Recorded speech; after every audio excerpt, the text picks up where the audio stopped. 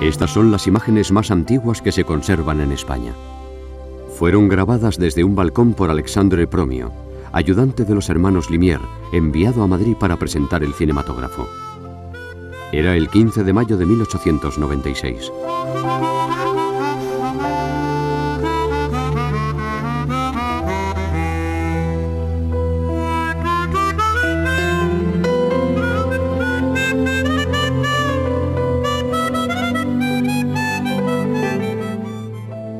Otra de las escenas que grabó Promio antes de abandonar España fue el cambio de guardia en el patio de la armería del Palacio Real de Madrid.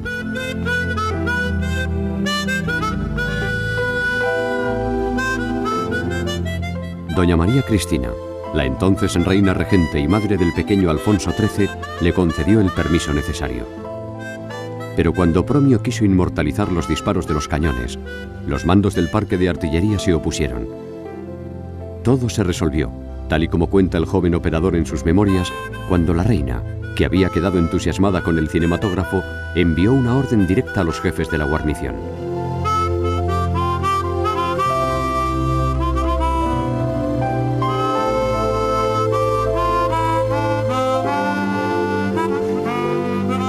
A partir de entonces, las películas que realizarían estos operadores, en muchos casos anónimos, se convertirían en la nueva forma de narrar los acontecimientos de la historia. Y al público le empezaba a gustar esta nueva forma de periodismo. Una historia que en España está marcada por la inestabilidad política. Entre 1896 y 1923 hubo 37 cambios en la presidencia del gobierno. Además, las diferencias de clase empezaban a crear malestar entre la sociedad más desfavorecida y la inquietud en las calles aumentaba. Agitación social. Pero no solo había que hacer frente a las dificultades sociales y políticas del país.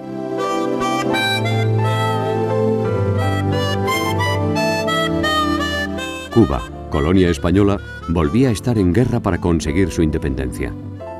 El presidente Antonio Cánovas del Castillo había desarrollado una política colonial basada en la represión de los cubanos partidarios de la independencia.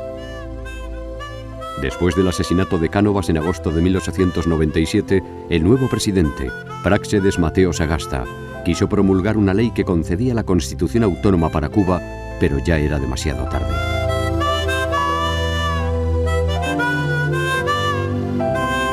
Estados Unidos, con intereses en la isla, había entrado en guerra contra España y conquistó Cuba, Puerto Rico y Filipinas en diciembre de 1898. 2 años y medio después del desastre del 98, Alfonso XIII llega a la mayoría de edad y es coronado rey de España. Era el 17 de mayo de 1902. El rey, al igual que hizo la reina María Cristina, jura la Constitución de 1876 por la que se establece que la soberanía del país es compartida entre las Cortes Generales y el rey. Aún así, la corona tiene el poder de disolver las Cortes o de vetar cualquier ley.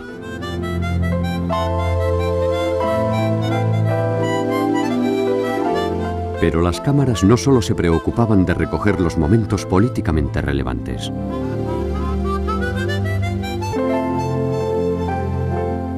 La sociedad española empezaba a disfrutar de ciertos adelantos técnicos, como el automóvil, y a fantasear con el cielo. Sobre todo desde que el 17 de diciembre de 1903, en Dayton, Estados Unidos, los hermanos Wright consiguieron con el biplano Flyers el primer vuelo a motor. Propulsado por un motor de gasolina, el Flyers, con 274 kilos de peso, se mantuvo en el aire 12 segundos recorriendo más de 70 metros. Pero en la conquista del aire también intervinieron ilustres españoles. Entre ellos, el ingeniero cántabro Leonardo Torres Quevedo, inventor del dirigible Astra, con el que años más tarde batiría el récord mundial de velocidad con 83 kilómetros en una hora.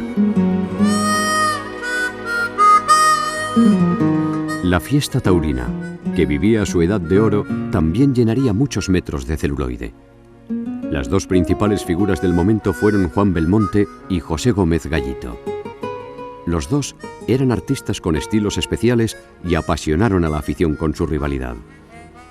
A Belmonte le aplaudían por su temeridad y revolucionó el mundo del toreo con sus hechuras y faenas. Ya de novillero se le veía como un renovador de la fiesta nacional. Impuso un estilo distinto, un toreo en el que el hombre mandaba sobre el animal. José Gómez Gallito, también conocido como Joselito, mostraba su arte al manejar la capa, las banderillas o la muleta y también a la hora de matar. Pero los partidarios de Belmonte le reprochaban que en sus faenas hiciera que los toros llegaran demasiado pronto a la suerte final. Su hermano, Rafael Gómez el Gallo, era también una figura en los carteles de la temporada de 1909, aunque solo pudo torear 21 corridas debido a una lesión que sufrió la anterior temporada en México.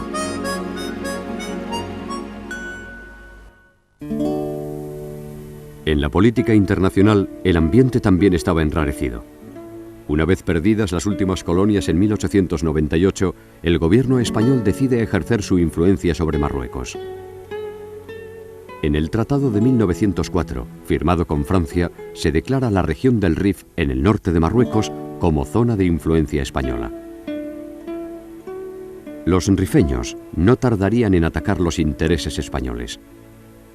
Pero el detonante definitivo se produjo el 9 de julio de 1909, con el ataque de la vía férrea que llevaba hierro hacia Melilla. El general Marina, comandante general de Melilla, pide entonces refuerzos a la península y el gobierno, encabezado por Antonio Maura, decide movilizar a 3 brigadas formadas en su mayor parte por reservistas, hecho que provoca graves disturbios entre la población, sobre todo en Barcelona, donde la sublevación y posterior represión se conoce como la Semana Trágica.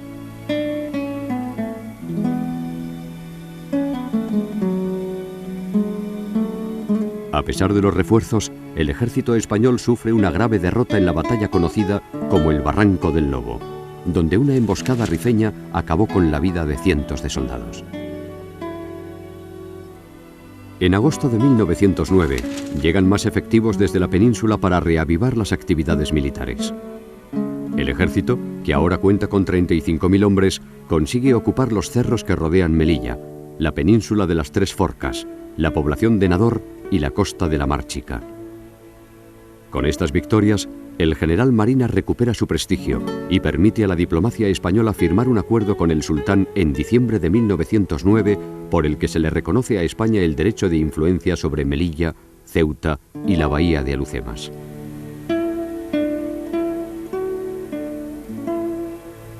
Por esas fechas, el presidente Maura ya había sido obligado a renunciar a su cargo. Tras un breve mandato de Segismundo Moret, sube al poder José Canalejas. Pero los cambios políticos no evitan que los conflictos laborales se sucedan a diario. Entre la alta burguesía y los obreros no existe una clase media suficiente que haga de bisagra entre el egoísmo de la patronal y la radicalización de los sindicatos. Canalejas no llegó a realizar las esperadas reformas políticas para democratizar el régimen. El 12 de noviembre de 1912, Canalejas es asesinado por el anarquista Miguel Pardiñas. El rey Alfonso XIII y representantes de todos los partidos políticos acuden al Congreso de los Diputados, donde está instalada la capilla ardiente.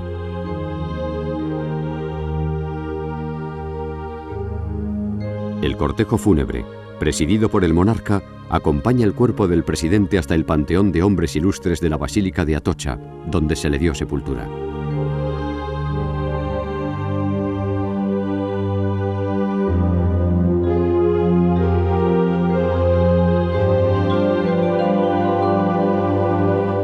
El cine también se fijó en este lamentable suceso. El asesinato de Canalejas se reconstruyó en esta película protagonizada por Pepe Isbert, en su primer papel en el cine, y Juan Bonafe. El asesino, interpretado por Isbert, se suicidó después de disparar al presidente. Barcelona se convierte en esa época en uno de los principales centros de la joven industria cinematográfica española, y Margarita Xirgu, una de sus primeras musas.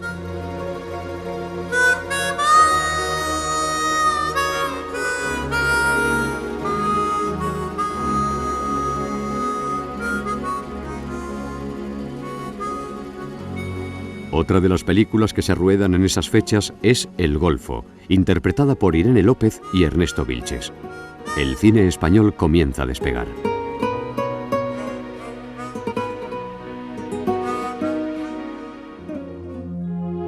Pero pronto otra guerra va a perturbar a la sociedad, y en esta ocasión, no solo a la española. El 28 de julio de 1914 estalla la Primera Guerra Mundial, o la Gran Guerra Europea como se la conoció entonces.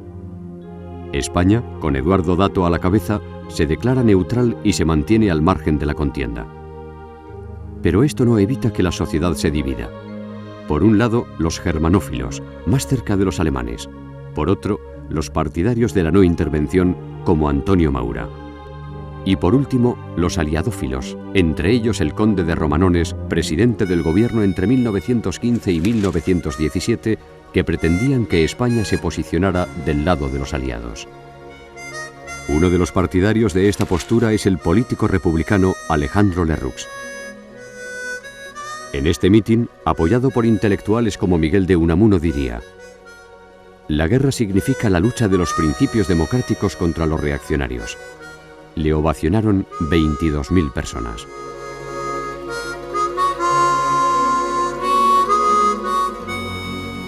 Sin embargo, la neutralidad le reportó a España numerosos beneficios. La industria y el campo españoles se convirtieron en los proveedores de ambos bandos y la economía nacional se vio beneficiada. Pero estas grandes y fáciles ganancias no llegaron a todo el mundo y el desequilibrio social se acució. Además, la bonanza duró poco. Debido a los bloqueos de las rutas comerciales, pronto empezaron a faltar en los mercados españoles los productos más necesarios y los precios se dispararon.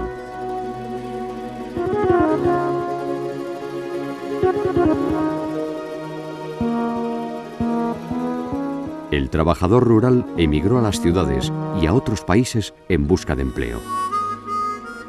Y mientras los salarios de los obreros no se correspondían con el coste de la vida, los beneficios de los más poderosos no dejaban de crecer. Los golpes de efecto y los atentados anarquistas se sucedían con frecuencia, por lo que era necesario intensificar la vigilancia, sobre todo con la Casa Real.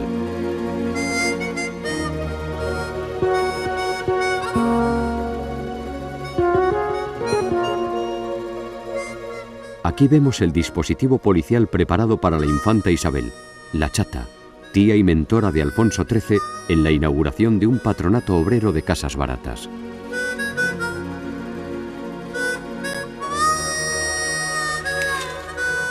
La guerra también dejaría hueco para los grandes inventos.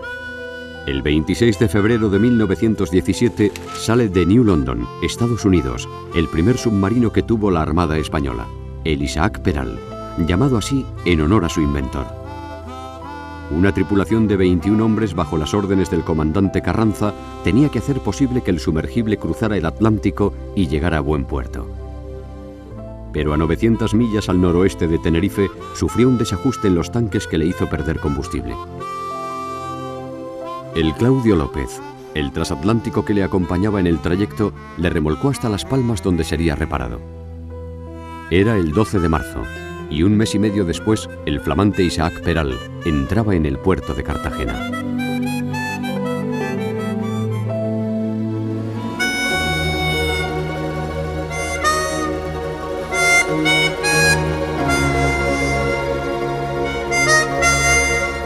En el cine se encontraban rápidamente las claves para hacer reír al espectador. Como en esta película de Julio Roeset, experimentado director, que en aquella época ya había rodado 9 títulos.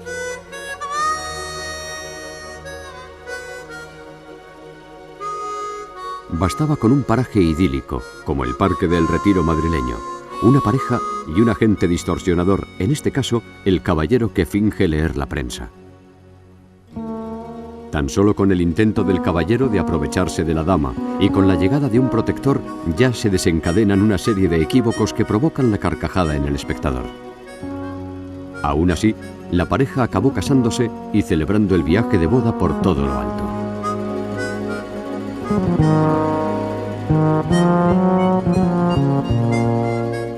El cine cautivó sobre todo por su movimiento y dinamismo. A los actores se les exigía rapidez en sus acciones y los directores los acuciaban para que el ritmo imperase en todas las escenas. No es de extrañar que alguno acabara desmayándose. Muchos de los cómicos que se hicieron famosos en el cine venían del teatro, como los protagonistas de esta carrera, Pedro Florilla y Juan Bonafé. Por esta razón, se trasladó al cine una de las costumbres del teatro: saludar al respetable al acabar la función. El cinematógrafo se iba consolidando y este éxito animaba al nacimiento de nuevas productoras, como por ejemplo Patria Films, que construía un moderno estudio de grabación en los terrenos de la Fuente de la Teja, en Madrid. Uno de sus primeros trabajos fue filmar precisamente esta obra. De esta productora salieron nombres como el ya mencionado Julio Roeset, Luis Peña, Gabriel Montero o Gerardo Martínez de Vargas.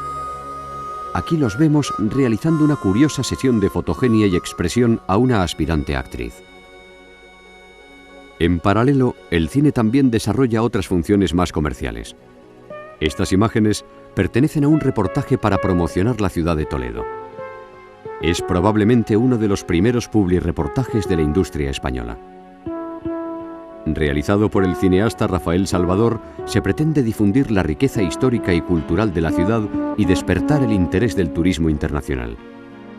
Para ello, el realizador cuenta con unas actrices vestidas a la moda de principios de siglo que se pasean por las calles de la ciudad hasta llegar a la casa de El Greco, el genial pintor toledano. También se recogen otros aspectos de la cultura de la región, como los bailes tradicionales.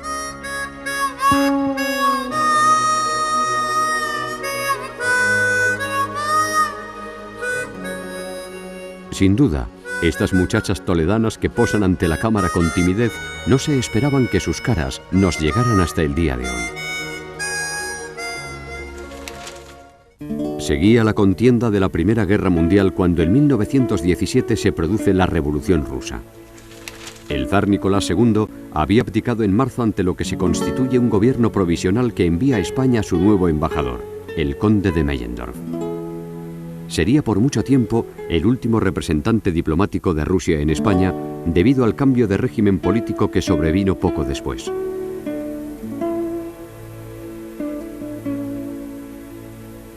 El 7 de noviembre de 1917, los bolcheviques, liderados por Vladimir Lenin, relevan al ineficaz gobierno provisional ruso.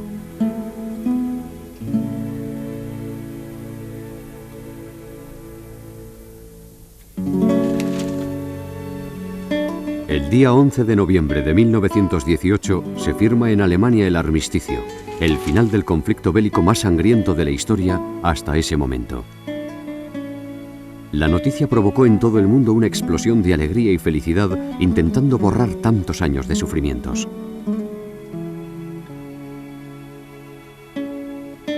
El primer ministro francés, Georges Clemenceau, y los generales aliados son aclamados por ser los artífices de la victoria aliada. La fecha exacta de la firma es un dato curioso para los aficionados a la cábala: las 11 horas del día 11 del mes 11.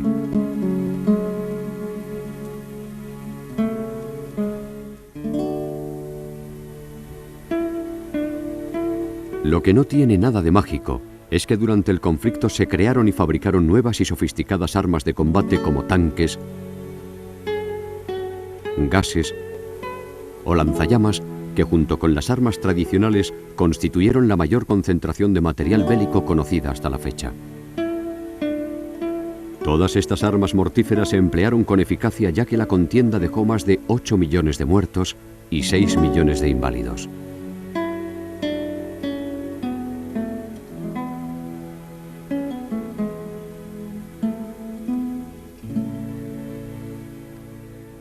Una de las batallas de la Gran Guerra que más víctimas causó fue la de Verdún, al noreste de Francia.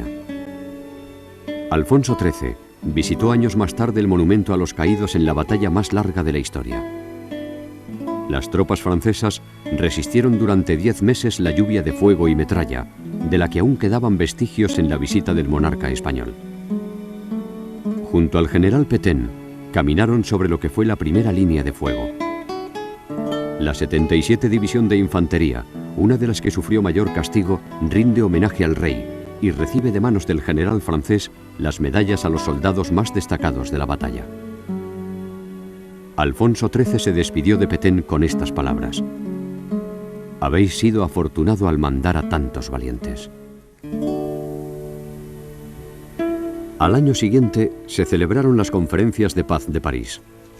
El tratado definitivo se firmó el 18 de agosto de 1919 en Versalles, curiosamente en el mismo sitio donde 48 años antes los príncipes alemanes habían proclamado emperador al rey de Prusia, Guillermo I. Estos acuerdos ocasionaron un ambiente de opresión contra los vencidos del que se congratuló especialmente el primer ministro francés, Clemenceau. Mientras, las naciones arrasadas por la guerra soportaban un vendaval de hambre y miseria. España trata de ayudar, y la reina María Cristina, austríaca de nacimiento, se preocupa de prestarla por los niños vieneses, creando un patronato para socorrerlos. Gracias a ello fue posible la llegada a Barcelona de 300 niños y niñas vieneses a bordo del transatlántico Infanta Isabel.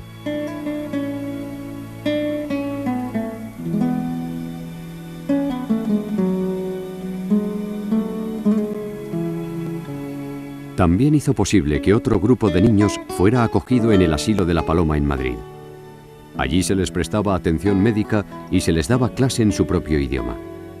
Además, se creó una casa cuna en Zaragoza para alojar a los pequeños que nacieron durante la guerra junto con sus madres, llegados desde Austria.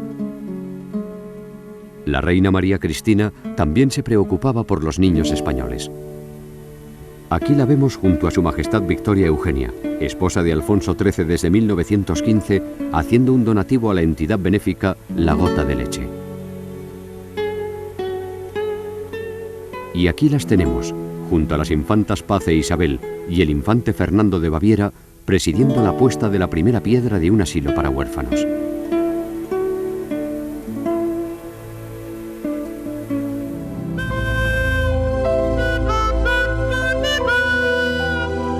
Mientras tanto, en el plano político español las crisis se sucedían. Los militares se habían hecho más fuertes y se había producido un retroceso en la democratización del país. La prensa acusaba a los políticos de preocuparse solamente de sus intrigas por el poder y olvidarse de los graves problemas de la nación.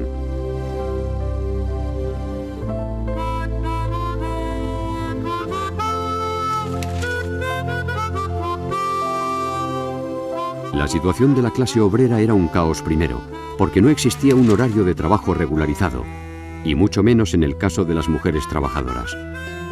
A cada gremio le pedían una jornada distinta, y los patronos tenían la potestad de establecer su duración. Muchos obreros trabajaban de sol a sol y en situaciones sobrehumanas. En un discurso pronunciado por Pablo Iglesias, el líder del Partido Socialista, recordaba a su auditorio: en la Segunda Internacional de 1889 se acordó celebrar una jornada mundial en la que se reivindicarían los derechos de los trabajadores. El movimiento obrero llevaba muchos años reclamando un horario más reducido y unas mejoras básicas en las condiciones de trabajo. Pero los necesarios cambios no llegaban. El 17 de marzo de 1919, el presidente del gobierno de turno, el conde de Romanones, estableció una medida que no aceptaron de buen grado sus adversarios políticos. Se le concedía al ramo de la construcción la jornada máxima de 8 horas diarias y 48 semanales. Romanones respondió a las críticas haciendo extensiva la disposición a todos los oficios. Pero esta medida, para la que no estaban preparados los políticos ni el mercado laboral, propició movimientos soterrados que fueron socavando la posición del presidente del gobierno. Su mandato solo duró 4 meses y su sucesor, Antonio Maura, aún estaría menos tiempo. Incluso la prensa de Madrid ridiculizó la figura de los políticos. Tantos y tan rápidos cambios de gobierno no hacían más que evidenciar la debilidad del sistema político español y retrasar unas medidas necesarias para la estabilidad social.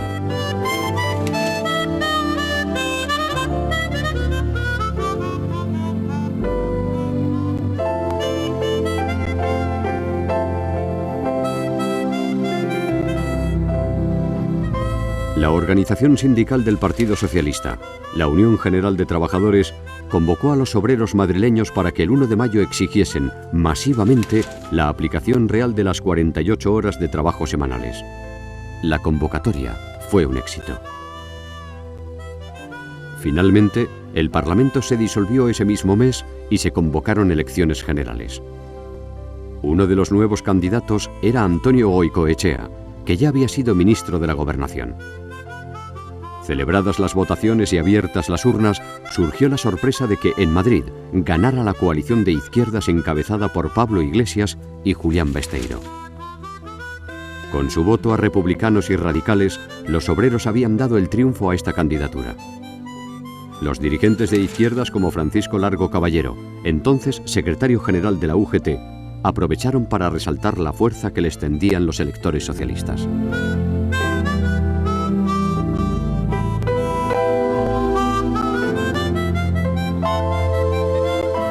Aparte de las guerras y las disputas políticas, el siglo XX también trajo para España el auge del deporte. Muestra de ello es esta multitudinaria carrera pedestre.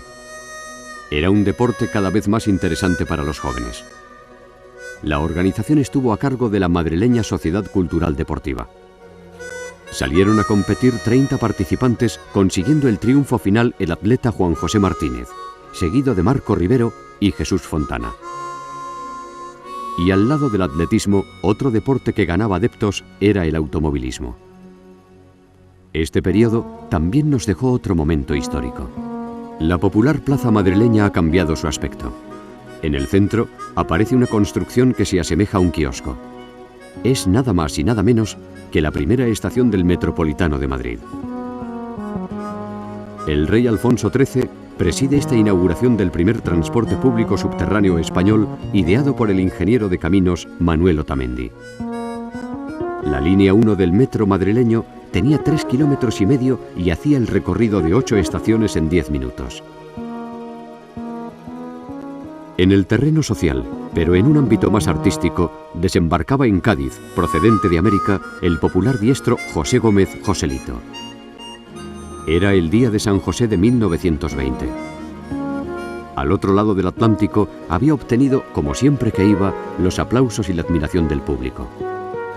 Ese año comenzó la temporada en España el 4 de abril y lo hizo en la Maestranza de Sevilla, la plaza en la que la dinastía de los Gallos había cosechado sus éxitos más relumbrantes.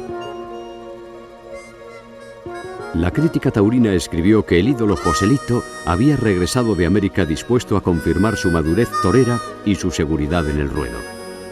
Palabras que auguraban una temporada llena de triunfos en las muchas corridas que tenía contratadas. Pero no todo el mundo podía ir a la plaza a ver torear a Joselito. El cine, espectáculo que se imponía día a día a pesar de que las condiciones en las que se disfrutaba no eran del todo adecuadas, podía suplir esa necesidad.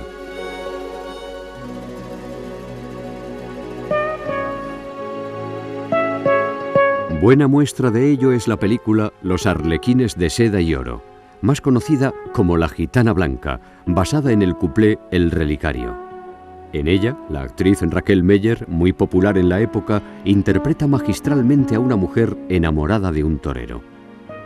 El mismo día que hieren a su amado en el ruedo, descubre que ese amor es imposible.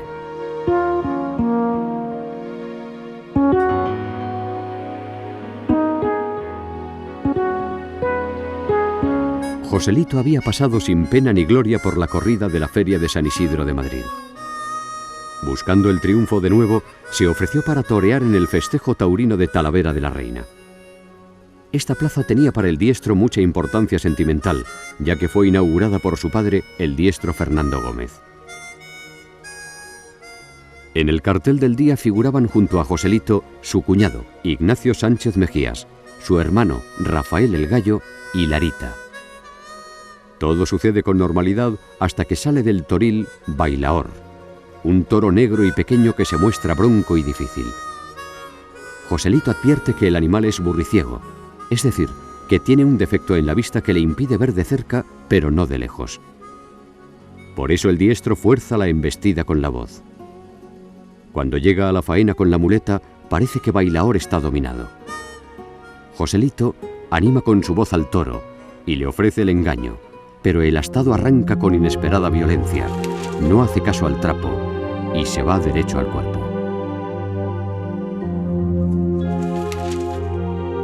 El gacetillero Ricardo Marín, impresionado por el trágico suceso, escribe en su crónica: Bailaor ha cortado en flor la vida de Joselito.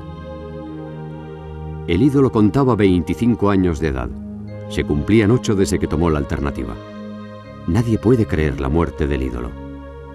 Era tanto el conocimiento y el poder con que José se enfrentaba a los toros que parecía invulnerable. La consternación embarga a todo el mundo, incluso a los que no son aficionados. El entierro en Sevilla parecía una manifestación ciudadana. Había sido muy grande el éxito de Joselito en los ruedos. Sánchez Mejías, al igual que sus compañeros de cuadrilla, fue de los primeros en llorarle. En la política española seguían los cambios. El día 5 de mayo, Eduardo Dato, abogado de ideas conservadoras con importante bufete en Madrid, juraría el cargo de jefe del gobierno. Dato ya había ocupado la presidencia en 1913 y en 1917. Contaba con un numeroso apoyo en la Cámara, con lo que su fracción política ganó muchas de las votaciones del Congreso. Los conservadores le pedían que no eludiese el compromiso de hacerse cargo del gobierno y todos le pronosticaban una estancia mucho más larga que la de sus predecesores. Eduardo Dato comenzó su ciclo de poder creando el Ministerio de Trabajo y ordenando que funcionasen de nuevo los sindicatos catalanes, que estaban inactivos por clausura desde el mes de enero. Una de sus primeras intervenciones se presentó cuando los ferroviarios convocaron otra huelga y rápidamente el ministerio atendió sus demandas.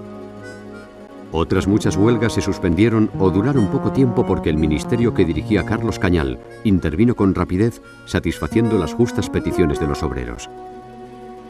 Así que en un principio, la opinión pública, refrendada por la prensa, felicitó la gestión del organismo oficial y protestó contra las empresas que subían los precios y dejaban los jornales como estaban.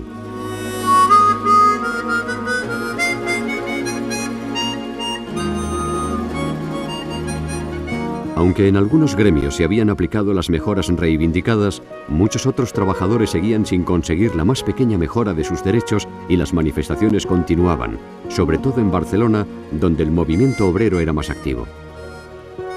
Dato permitió la aplicación de métodos represivos de extraordinaria dureza y para ello nombró a Severiano Martínez Anido, gobernador de Barcelona.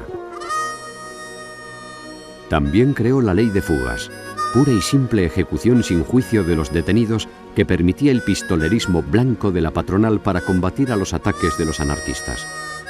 Además, el movimiento obrero tampoco olvidaba otras actuaciones de Dato. Fue en su anterior mandato, en 1917, cuando se le otorgó más poder a los militares, legalizando las juntas de defensa para sofocar la huelga general de agosto y reprimir el sindicalismo obrero. El 9 de marzo de 1921, Eduardo Dato es asesinado en las inmediaciones de la Puerta de Alcalá de Madrid. En los últimos 25 años, 3 presidentes del gobierno habían muerto por atentado mortal. Cánovas en 1897, Canalejas en 1912 y ahora Dato. Los asesinos, 3 anarquistas catalanes, dispararon más de 20 tiros desde un Seicar en marcha que huyó por la calle Serrano. El presidente fue llevado de inmediato a la casa de socorro de la calle Olózaga, pero ya no se pudo hacer nada por salvar su vida. Sus Majestades los Reyes visitaron la capilla ardiente instalada en la calle de la Gasca, muy cerca del lugar donde Dato fue asesinado. El párroco de la iglesia de San Jerónimo ofició la ceremonia y la opinión pública, tanto española como extranjera, estuvo presente en el acto. Eduardo Dato fue enterrado con honores de capitán general y con la presencia de Su Majestad Alfonso XIII. Posteriormente, las pesquisas policiales confirmaron que se trataba de un golpe anarcosindicalista y se detuvo a Pedro Mateu y a Luis Nicolás, que detuvieron las autoridades alemanas ya que había llegado a Berlín. Ramón Casanellas, el otro proscrito, se refugió en Moscú.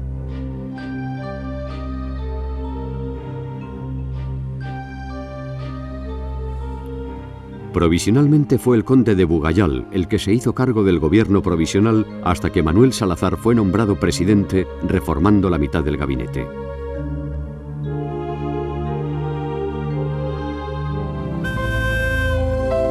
En abril, el dirigente socialista Alejandro Lerroux pronuncia en las Cortes un discurso condenando la violencia terrorista cuando algunos vacilaban en hacerlo. La exaltación demagógica empleada por Lerroux cuando hablaba en 1914 se había moderado y, aunque se seguía proclamando republicano radical, rechazaba con firmeza la intimidación, los atentados y los asesinatos. Así de claro lo decía en Barcelona, el mismo lugar que era cuna del radicalismo anarquista que perpetraba esos ataques.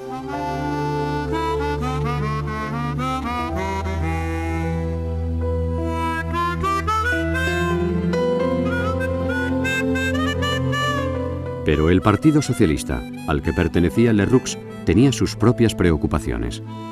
Desde finales de 1918 se presionaba a su dirigente Pablo Iglesias para inclinarse hacia el bolchevismo.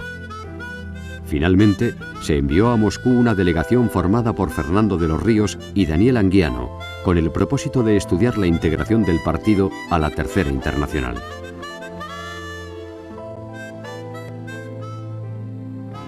Mientras la política española se tambaleaba, los monarcas españoles reciben en Madrid al rey Alberto I de Bélgica y a su esposa la reina Isabel.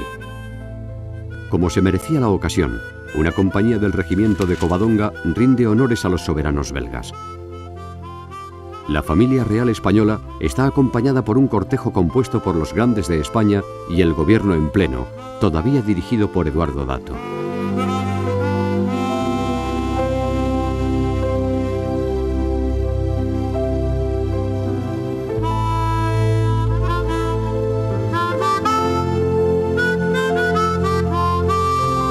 Las carrozas reales y todo su séquito se dirigen al Palacio Real, donde los reyes de ambos países se asoman al balcón de la Plaza de Oriente y todas las tropas de la guarnición de Madrid desfilan en su honor. Los ciudadanos de Madrid que se agolparon frente al palacio saludan con vítores y aplausos a los soberanos.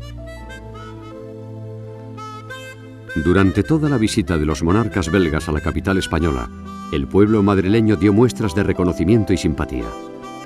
Los organismos oficiales también realizaron actos de agasajo hacia los reyes. Por ejemplo, en el Ayuntamiento de Madrid se nombra coronel honorario del regimiento de Watras al rey Alberto I de Bélgica. La prensa también se encargó de recordar que el monarca belga recibía el nombre de El Rey Caballero durante la guerra. Los reyes también aprovechan su estancia para visitar otras zonas de España. En las carrozas reales se dirigen hacia la estación de trenes de Atocha para viajar a Toledo, donde recorrerían todos los monumentos de la ciudad.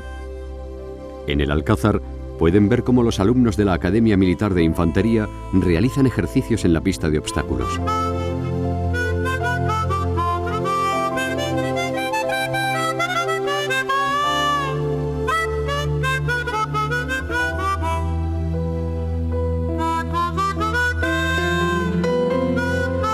Fue una visita corta, pero aprovechada. Los monarcas belgas regresaron a su país el 4 de febrero de 1921.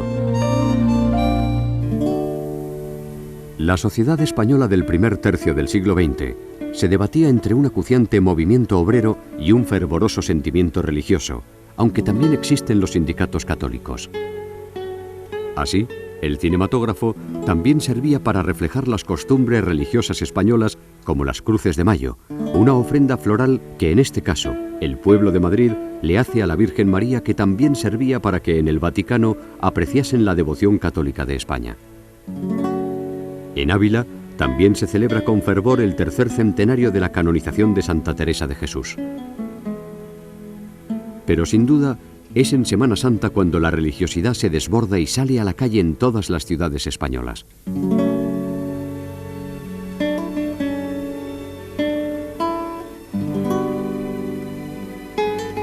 El día más esperado, en el que se suspende la vida cotidiana, es el Sábado de Gloria. Las procesiones públicas recorren las calles donde muchos espectadores, como las mujeres ataviadas con la clásica mantilla, esperan la llegada de las cofradías. En esta procesión de Madrid, los principales pasos desfilan ante el Palacio Real en medio de un público devoto entregado. La guarnición de Madrid, bajo el mando del capitán general Primo de Rivera, efectúa una parada militar en el Paseo de la Castellana para que Su Majestad don Alfonso XIII pase revista. Se celebra en unas fechas en las que la mayor preocupación que tienen los españoles es la intervención de nuestro ejército en la guerra de África. En marzo de 1921, el general Silvestre realiza en poco tiempo una incursión que, penetrando hasta el Rif, llega a ocupar Anual y Sidi Idris. La posición de Albarrán es una lucha entre Abdelkrim y el general español. Hacia el 15 de julio las líneas defensivas de Anual comienzan a ser sobrepasadas por las huestes de Abdelkrim. Acuden gran número de tropas españolas al mando del general Silvestre para ofrecer resistencia y recuperar posiciones. Pero el 17 de julio, los rifeños inician por sorpresa un ataque a las tropas españolas, que al no poder resistir tienen que retroceder y abandonar sus posiciones. Atravesando el río Necor, llegan más refuerzos rifeños que irrumpen en las refriegas y van ganando terreno. Los españoles defienden sus posiciones hasta morir. Hasta el día 19, el general Silvestre no se da cuenta de la importancia de la situación y no acierta con las medidas para rechazar el ataque, por lo que el día 21 se produce el desastre. La desmoralización cunde entre los españoles, dando lugar a que el general Silvestre ordene la retirada y a partir de ese momento la huida se convierte en una desbandada.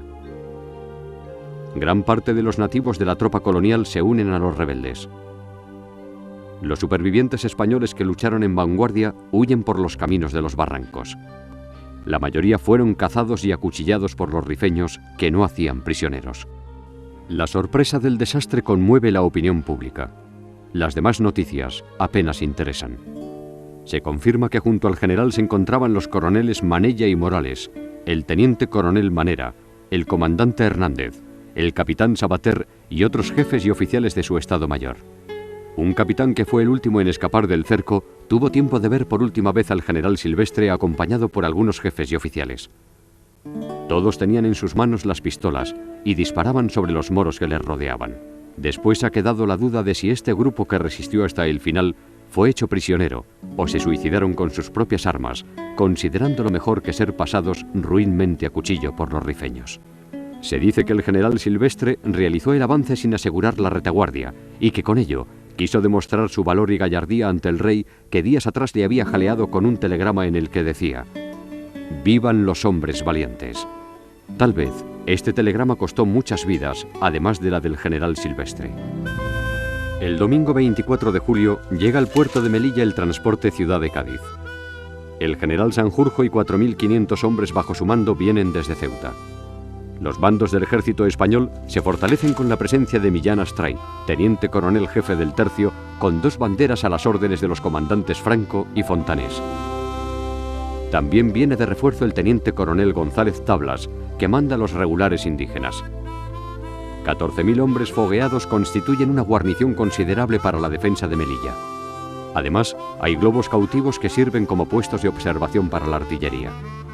A Casabona, puesto clave en la defensa de Melilla, lo protege la primera bandera de la Legión. En el curso de los combates cae herido González Tablas.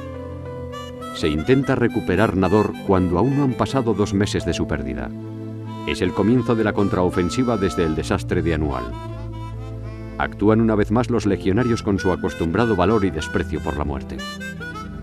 A la vista están las barricadas de las afueras de Nador cuando Millán Astray, al sentirse herido, se lleva la mano al pecho. El comandante Franco tiene que sustituirle en el mando de la Legión. Tras cruentos enfrentamientos, el 17 de septiembre de 1921, los legionarios entran en Nador. Un valiente operador que los acompaña recoge estas imágenes. El general Cavalcanti consigue entrar en Tiza con un convoy escoltado por su compañía. Su avance se realiza bajo una lluvia de balas lanzadas por 10.000 fusiles adversarios. La caballería, con su facilidad y rapidez para el desplazamiento, ha sido siempre una ayuda inestimable para el avance de las unidades del tercio, al que la toma de Celuán ha causado 6 oficiales y 142 legionarios heridos. Pero la importancia estratégica de Celuán es fundamental para facilitar el camino hacia Melilla. La conquista de Celuán cierra la fase de la operación prevista. El caid Abdelkader se presenta para someterse portando bandera blanca. Le acompaña un gran número de cabileños. Cuando mes y medio antes el general Navarro se vio obligado a capitular en Monte Arruit. Las condiciones del pacto fueron rendición y la entrega de todo el equipo, armas y municiones. A cambio, respetarían la vida de los soldados y les dejarían volver a Melilla. Al llegar los refuerzos, emprende la reconquista de las plazas perdidas. El reducto de Monte Arruit se recupera sin que haya oposición del adversario. Al entrar en el reducto, las columnas españolas le reciben algunos supervivientes de la masacre realizada por los rifeños tras la capitulación del general Navarro. Su relato es estremecedor. En el momento en el que las tropas rendidas intentaron volver a Melilla, salieron 4.000 rifeños dando gritos de triunfo y pasaron a cuchillo a casi toda la indefensa guarnición que, confiada, pretendía regresar a Melilla. Después de recuperar Monte Arruit, sigue la reconquista, y en 3 días de combate, tras crueles zafarranchos en Monte Uxián, los hombres del tercio llegan a Resmédua, donde se encuentran las tropas de Sanjurjo. Abdel el-Krim se repliega para reorganizar sus huestes en la otra orilla del río Kert, pero las fuerzas españolas arrollan a los kabileños y cruzan el río. En diciembre de 1921, solo 3 meses después del desastre de Anual, hay muchos en la península que desaprueban nuestra presencia en África, sobre todo las madres de los que tienen que luchar. Hay quien opina que cruzar el río Kert es anunciar la continuación de una guerra con la que no están conformes. Otros temen que la expansión del protectorado pueda traer fatales consecuencias. Tanto el pueblo como los políticos presionan al jefe del gobierno para que cesen los combates y dejen de morir soldados. Pero el gobierno de Maura no quiere mezclarse en las decisiones estratégicas del Alto Comisariado de África y envía los refuerzos que le han solicitado desde allí. En el reclutamiento del ejército se mezclan soldados de reemplazo con otros privilegiados, exentos de cuota, que se sienten patriotas y se enrolan voluntarios. También muchos oficiales, por iniciativa propia, piden ir a Marruecos y reprochan el escaqueo de los que esquivan los destinos africanos. Durante un descanso en el adiestramiento con el que se prepara a los novatos en el campamento de Cabrerizas Bajas, una cámara toma planos de los ejercicios que deben aprender los nuevos soldados si quieren adaptarse a las violentas circunstancias a las que se van a enfrentar. En marzo de 1922 hay una nueva crisis. Existen grandes diferencias en el parecer del gobierno. Lo mismo pasa entre la opinión pública. Algunos de los que forman el gabinete opinan que deben cesar las actividades bélicas en África y otros creen necesario continuarlas hasta derrotar totalmente al enemigo. Los ministros liberales Franco Rodríguez y el marqués de Cortina dimiten, y Antonio Maura, sin ellos, se siente indefenso. El gobierno que asumió el poder después del desastre de Anual lo ha ejercido durante 7 meses y 10 días. Para suceder a los que cesan, se realizan laboriosas gestiones con las que Sánchez Guerra compone un Consejo de Ministros de carácter conservador. También en Cataluña cambia la jerarquía militar. Se nombra capitán general de Cataluña al general Primo de Rivera, que se apresura a pasar revista a los somatenes. Revista que las cámaras recogen. Las hostilidades contra Abdelkrim continúan a pesar de que el jefe rifeño y sus diezmadas huestes se han confinado en la región de Beni Ulisek. En este territorio no se le debía hostigar, pues el nuevo gobierno de Madrid ha dispuesto que no se le persiga dentro de los límites de esta región. Abdelkrim pretende instaurar una república de la que quiere ser presidente, pero se encuentra con la oposición de algunos jeques que prefieren la devolución de prisioneros para conseguir la paz. Las tropas regulares de Ceuta, después de haber intervenido brillantemente en la zona de Melilla, vuelven a su lugar de residencia habitual. En mayo de 1922, el rey Suní vuelve a la pelea contra las tropas españolas, y los regulares entran otra vez en juego para sofocar la nueva insurrección. El teniente coronel González Tablas, que fue herido en Casabona, vuelve a ser el encargado de cortar el avance que realizan los rifeños en dirección al Jebel Jalem. Los montes de Guadaljaira dificultan el acceso a Tafarsit, reducto en el que se guarece el rey Suní. Y otra vez, al frente de sus soldados, cae de nuevo herido González Tablas, pero ahora mortalmente.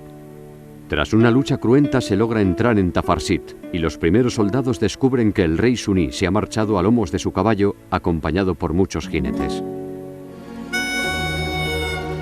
Ese mismo año, el rey Alfonso XIII visita una de las zonas más deprimidas de España, la comarca de las Urdes, al norte de Cáceres. Comenzó su visita en el Casar de Palomero, según consta en una placa conmemorativa que hay en la casa en la que pernoctó. En la comitiva que acompaña al rey figuraban el obispo de Coria, Monseñor Segura, el ministro de la Gobernación, señor Piniés, el diputado por el distrito Conde de la Romilla y los doctores Varela y Marañón. Por su aislada situación geográfica, a las Urdes tardó en llegar el progreso. La Cámara recoge la precariedad en la que viven los urdanos, apartados de cualquier ayuda sanitaria. La falta de higiene, el paludismo endémico, el raquitismo, la endogamia y otros estigmas degenerativos se aprecian a simple vista. Alfonso XIII ha de viajar a pie por senderos difíciles de transitar. El equipaje se convierte en pesada carga y finalmente hay que montar un campamento como base de las operaciones desde el cual pueda desplazarse el rey. El ejército se hace cargo de montarlo en la pequeña población de Ladrillar. Y enseguida el lugar se llena de gente solicitando ayuda y medicinas. Alfonso XIII, al regresar de la expedición, intentó mejorar la suerte de aquellos españoles relegados y decidió fundar un patronato de las Urdes. En contraste con la pobreza de algunos españoles, se encuentra el apreciado mundo del toreo. Ha nacido un nuevo fenómeno, el valenciano Manolo Granero, que según la afición puede llenar el hueco que dejó con su trágica muerte Joselito. El 7 de mayo de 1922, bajo una enorme expectación, se celebra la corrida de la Feria de Madrid para la que las entradas se habían acabado días antes. A Granero le acompañan Juan Luis de la Rosa y Marcial Lalanda. El quinto toro lleva la divisa del duque de Veragua y se llama Poca Pena. Granero hace una lucida faena de capa, captada por las cámaras del conocido cineasta Rafael Salvador, que está rodando una película protagonizada por el diestro valenciano. La afición está convencida de que va a ser la tarde del triunfo clamoroso de Manolo Granero. Nadie piensa que será la última. Poca Pena ha venido mostrando peligro desde que salió por los chiqueros, y cuando Granero lo cita con la muleta, el toro se vence por la derecha y cornea al matador en el muslo izquierdo. Con un nuevo derrote lo eleva y lo arroja contra la barrera. Lo llevan con rapidez a la enfermería, pero cuando llegan, Manolo Granero ha dejado de vivir. Granero nació en el barrio del Carmen de Valencia, y es allí donde sus paisanos le dan sepultura. Al entierro asisten numerosos aficionados de todas las partes de España.